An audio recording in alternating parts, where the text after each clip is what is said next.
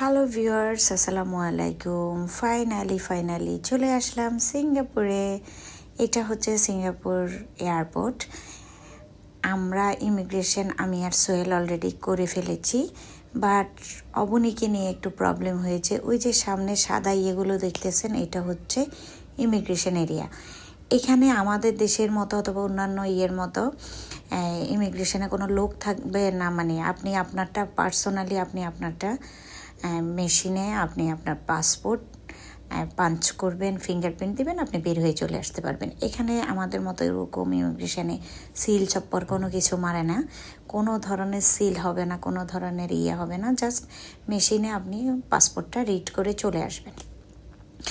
আমার আর সোহেলের হয়ে গিয়েছে, কিন্তু আনলাকি আমার মেয়ে, ওর মেশিন রিড করতেছে না, ওর পাসপোর্ট বারবার অনেকবার দিছে, দেওয়ার পরে ওর মেশিন রিড করতেছে না, ওকে নিয়ে গেছে একটা ওদের ম্যানুয়ালি ওদের ইমিগ্রেশন করাবে। তো অনেকক্ষণ আমরা এখানে দাঁড়িয়েছিলাম ওর জন্য। ওই যে ও চলে আসতেছে, মাশাল্লাহ আমার মেয়ে একা একা ফার্স্ট টাইম সিঙ্গাপুরে ও হ্যান্ডেল করছে একা ইমিগ্রেশন, আমাদেরকে যেতে দেয় না, যেহেতু আমরা ইমিগ্রেশন করে ফেলেছি তো সেই জন্য ওকে ডেকে নিয়ে চলে গেছে। কোথায় নিছে তাও জানি না। তো আমি আর সোহেল খুব টেন্স, কারণ অনেকক্ষণ হয়েছে আমাদের এখানে, আমরা প্রায় 1-1.5 ঘন্টার মতো ওয়েট করছি ওর জন্য, কারণ কিউ অনেক বেশি ছিল। আরও অনেকের এই প্রবলেম হচ্ছে, মানে মেশিন রিড করতেছে না পাসপোর্ট, তখন ওদেরকে ম্যানুয়ালি ইমিগ্রেশনের জন্য ওদের একটা ইমিগ্রেশন রুম আছে, ওখানে নিয়ে যায়। তো ওখানে ওদের সব কিছু ম্যানুয়ালি করে নিয়ে আসে। দেন ফাইনালি আমার মেয়ে চলে এসেছে। তো আমরা এখনও ব্যাগ নিই নাই, আমাদের এখনও বেল্টে ব্যাগ রয়ে গেছে, অনেক টাইম ওয়েট মানে ইয়ে হয়ে গেছে আমাদের। দেন এখান থেকে যাওয়ার সময় হঠাৎ করে এই জিনিসটা চোখে পড়লো। তো এখানে আমি একটা ছবি তুলতে গিয়ে ওখানে সোহেল বলে কি যে এই মেশিন থেকে চকলেট বের হয়, এখানে ওই একটা মানে হুইল আছে, ওটা ঘুরালেই চকলেট বের হয়। তো অবনীকে বলছে তুমি নাও, তো অবনী নিছে এই যে চকলেট। দেখেন ওদের এয়ারপোর্টে কি সুন্দর সিস্টেম, যে ফ্রি একদম, আপনি যতবার হুইলটা ঘুরাবেন ততবার চকলেট বের হয়ে আসবে। এত কিউট লাগছে এটা আমার কাছে। তো এবার আমি বলি যে দেখি আমি একটা বের করি কিনা, শুধু বেবিদের জন্য না বড়দের জন্য। তখন অনেকে আবার কিন্তু জানে না এটা সোহেল এর আগেও অনেকবার দেখেছে, কারণ আমি ঘুরালাম আরেকটা চকলেট বের হলো, মানে আপনি যতবারই ওখানে ঘুরাবেন ততবারই চকলেট বের হবে। তো কিউট না জিনিসটা এত, এখানে একবারের বেশি কেউ নেয় না, এই জন্য এরকম ফ্রিতে ওরা ফেলে। আর আমাদের বাংলাদেশে হলে একজনে ঘুরাই সব চকলেট নিয়ে যাবে, পারলে মেশিনটা তুলে নিয়ে যাবে। দেন ফাইনালি আমরা বেল্টে গেছিলাম। বেল্টে গিয়ে অফ ক্যামেরাতে আমাদের একটা সবচেয়ে বড় একটা ঘটনা ঘটে গেছে, আমাদের লাগেজ মিসিং। আমার বড় যে লাগেজ চেকিনের বিগ লাগেজ, আমাদের কাপড় চোপড় মেডিসিন সব কিছু ওটার ভিতরে, মানে এভরিথিং, মানুষের বড় একটা লাগেজ থাকে না, ওই লাগেজটা মিসিং। অনেক খোঁজাখুঁজি করছি, আমাদের পুরো এয়ারপোর্ট করে ফেলছে, ওদের ইয়েদের ক্রুদের মানে এমপ্লয়ীদেরকে নিয়ে, কোথাও আমরা লাগেজটা পাইনি, আমাদের লাগেজটা মিসিং, কেউ না কেউ নিয়ে গেছে। তো মনটা খুব বেশি খারাপ হয়ে গেছে এই কারণে যে পুরো ট্রিপটাই আমাদের এখন মাটি হয়ে যাবে। কারণ আমাদের সমস্ত, আমরা যে এখন হোটেলে গিয়ে আমি আমার ময়েশ্চারাইজার ক্রিম থেকে শুরু করে সব কিছু লাগেজের ভিতরে, মেডিসিন, আমার এখন আস্তে আস্তে খারাপ লাগা শুরু হয়েছে, আমার অ্যালার্জির প্রবলেম বেড়ে যাচ্ছে, আমার এখন লাগেজটা লাগবে। আমি মনে করছি যে লাগেজ থেকে খুলে মেডিসিন খাবো, কিন্তু লাগেজ মিসিং।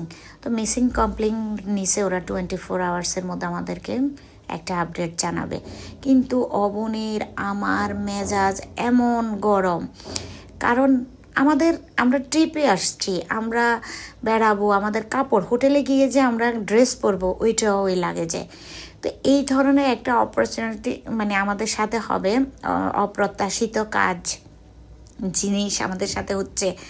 আসলে এই একটা নজর বলে একটা কথা আছে, আসলে মানুষের নজর আসলে খুবই খারাপ। আগে ভাবতাম নজর বলে কোনো কথা নয়, কুসংস্কার, কিন্তু আসলে বদনজর আসলে খুবই, কিছু মানুষের এত বদনজর আমাদের উপরে। তো আল্লাহ যদি ওদেরকে হেদায়েত দান করে তো হেদায়েত দান হবে, না হলে হবে না। তো আর কি করার, মনটা খারাপ খুবই।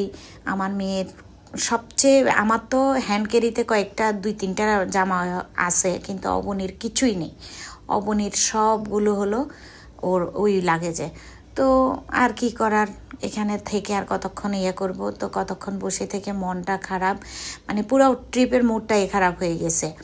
আল্লাহ ওদেরকে বিচার করুক যেগুলো বদ নজর দেয়।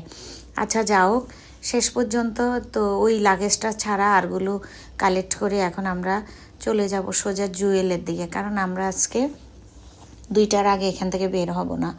এখন প্রায় 9টা, 9:30 বাজে, 10টার সময় জুয়েল ওপেন হয়। তো আমরা এখন সোজা চলে যাব এয়ারপোর্টের থেকে বের হয়ে জুয়েলের এরিয়াটা খুবই খুবই সুন্দর আর খুবই ভালো লাগবে। আমার হাজব্যান্ড আমাকে বলছে যে টাইম পাস হবে, তো টাইম পাস আসলে করার কিছু নাই, কারণ মনটা এত বেশি খারাপ হয়ে গেছে, লাগেজটা নিয়ে চলে গেছে, কেউ না কেউ লাগেজটা নিয়ে চলে গেছে। এখন আমরা বলতে পারি না লাগেজ কোথায় নিয়ে গেছে, কে নিল। সিঙ্গাপুরের মতো একটা এয়ারপোর্টে আমাদের লাগেজ মিসিং।